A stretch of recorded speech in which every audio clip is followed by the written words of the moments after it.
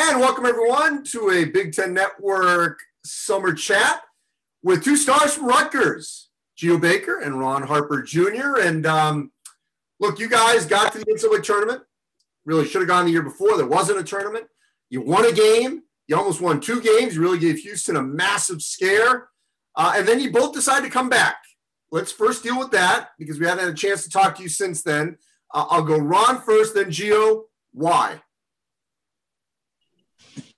When it really came to making a decision, when I decided to go through the NBA process, I was really excited at first, but then everything started catching up so fast. It became time to schedule some workouts with teams, and it felt like I was leaving a lot behind if I decided to leave, and it just didn't sit right with me.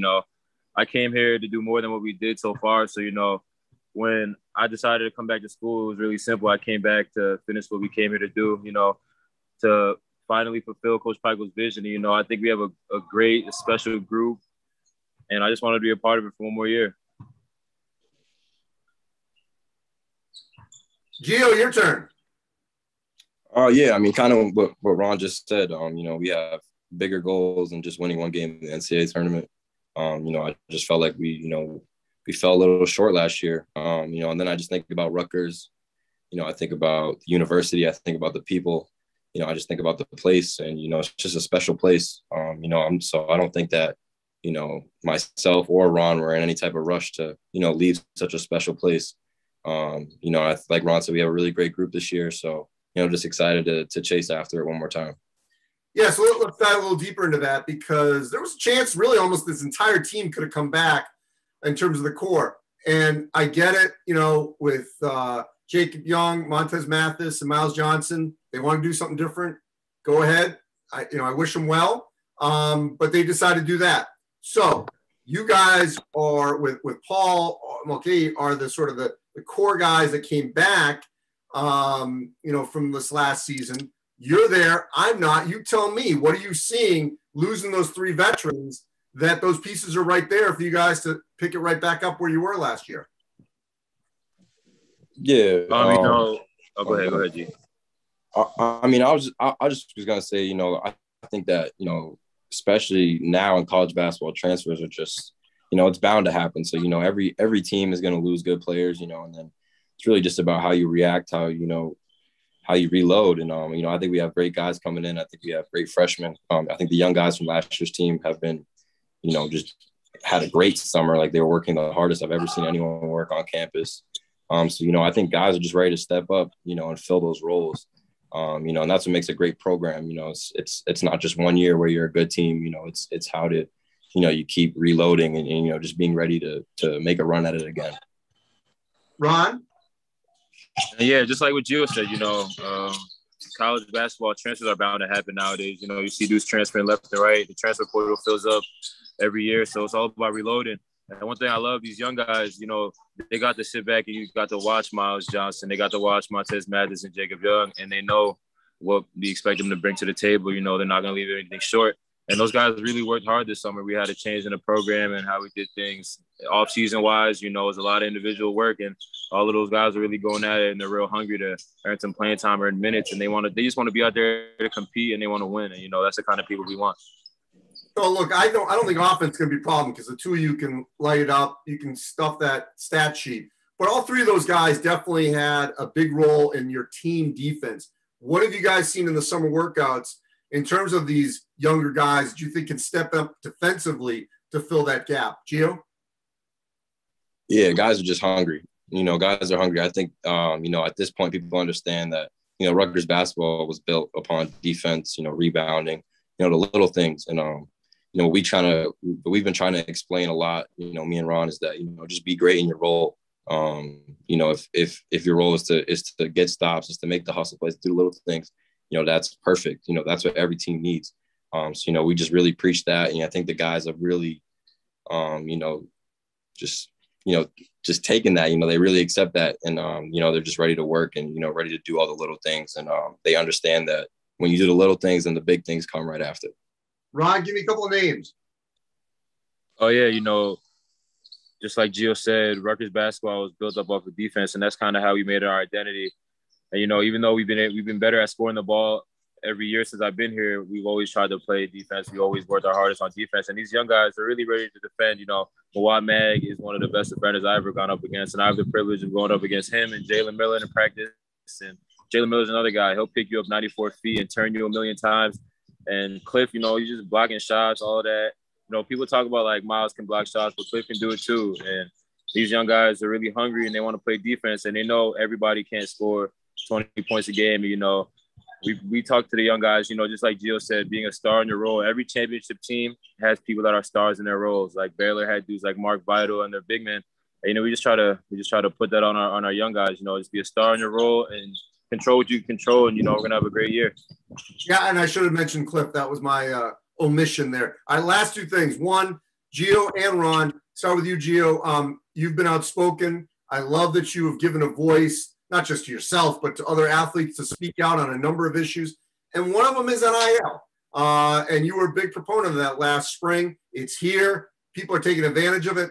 All divisions, all sports. It's not just about the, you know, men's basketball and college football. We're seeing that. I mean, gymnastics, making big, you know, potentially big bucks. How much will that change? Not long term, but here in the short term, for at least the two of you and other players, your peers, how do you think that'll change this upcoming season?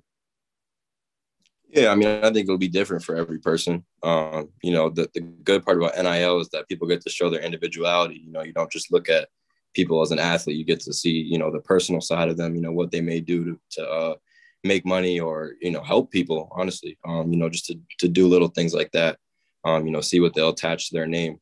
I think the biggest thing I've seen is, you know, some things can be time consuming. So, you know, you see guys, you know, hire agents, maybe so that way they don't really have to worry about it too much. You know, some guys, you know, it's just different for everybody. So I think it's definitely going to be a change. But, you know, I think the biggest thing is that, you know, people need to use it to help others, you know, especially like in a team atmosphere like college basketball, where it's really easy to get, you know, envious or jealous of another person. So, you know, just always trying to do things to put the team first. Because, you know, at the end of the day, we're still trying to win a national championship.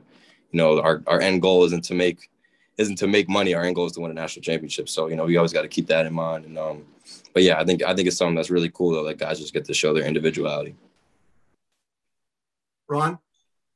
Yeah, for sure. The name, image, and likeness stuff is really exciting. But just like Gio said, we're here to win national championships, and just, you know, just also what Gio said, like helping each other. You know, at the end of the day, it's not about making money in college basketball as much as people like to try to put that on us because we were fighting for that NIL. But it's also about winning national championships. And, you know, it's just a great thing because you get to show who you are truly as a person. You're not just a dude in a uniform anymore. And, like, you're really able to explore different business opportunities for yourself and put yourself in positions to make some good money and good revenue. Because, you know, a lot of colleges are competing with these leagues, you know, the Overtime Elite League, G League Ignite, and they're really competing to keep high school basketball players going to college. So I think this NIL stuff has been really exciting. And during the season, it'll probably pick up more when everybody's playing on national television every day. And it's just a really exciting step forward in the history of college basketball. Hey, last thing, guys. You know, Luka was Player of the Year. Iowa was right there with him. They both go in the second round. Now they're going to get, you know, some guaranteed money, so that's great. But I thought that showed even more just how hard it is. How much do you think that's an eye-opener for some players that, you know, are thinking about, oh, I'm just going to, you know, come to college for a year or two, I'm going to the league. That it is not easy to just be one of those 31st round picks. And you know this, Ron, with your dad, you know, for the amount of years he played in the league, just how hard it is to make the NBA. Gio, and then Ron, you put a bow tie on it. Yeah, I mean, there's only 60 picks. So, you know, and they base it off a lot of different stuff, potential, production, you know, who you are as a person. You know, there's a lot of different things that go into it. So, you know, I think some that I learned in the process was just how many good players there are out there. You know, some of my workouts, you know, there were guys from the NAIA or, you know, from somewhere completely different, not even playing Division I college basketball. So, you know, there's talent everywhere, you know, and they will find you. And they do their due diligence, you know, they do their homework. So, they're going to do everything they have to because you think about it, they're investing millions of dollars into you know, young adults. So, you know, they're going to do their homework to make sure they're making the right draft pick. So it's definitely really tough, hard, but, you know, that's what makes it fun. You know, it's basketball, it's competitive. So it's exciting. And I'm happy for those guys too. You know, they all did really well in summer league. You know, played against them for a while now. So, you know, we got to talk to them a little bit, you know, kind of personal with some of them. So, you know, I'm just really happy for those guys. Yeah, just going off of what Gio said, Luka, Io, Isaiah, you know, congrats to all the Big Ten guys that got drafted. But, you know, it's hard out there. It's a real cutthroat business, the NBA. It's really hard to be one of those 60 picks and to be privileged to be one of those 30 first-round picks. And I told the guys, we were texting in the chat during the NBA draft, and I just told them, like, the draft is a real eye-opener because everybody getting drafted all lottery and right after lottery. It wasn't all guys that were scoring 20 points a game. It was guys that were stars in their roles, and they had a lot of specialties, and they were special in what they brought to the table, and they knew what their role was, and they excelled in that role, and that's what really stood them out compared to all the other college basketball players. But, yeah, you know, guys think they're just going to come to college basketball, average 25 points a game, and go, like, top 5 in the draft. It's a lot more than that. The stats only tell a lot. You know, Gio went to a lot of workouts, and I'm sure he can tell you those NBA guys, they track everything as soon as you walk in the gym. And they want to see certain things out of you in that workout. And the dudes that check those boxes, they get picked early.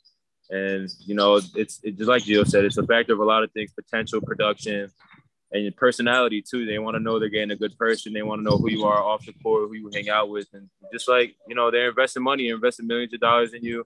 They're the whole city's putting the trust in one organization to make the right pick. And, you know, the NBA dudes, there's a lot of pressure on them. But this draft was definitely an eye-opener that you don't got to score 20 points a game to get drafted first round. But it also showed you that dudes that average 20 points a game, they can go in the second round too.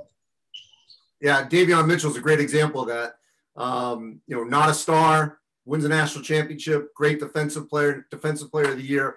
He's got a role and obviously helped Sacramento to a summer league championship, and who knows what will happen during the season. Hey, guys, thrilled that you're back in the Big Ten. We can cover you for at least one more season. Gio, Ron, we'll talk soon. Appreciate it. Thanks. Thank you.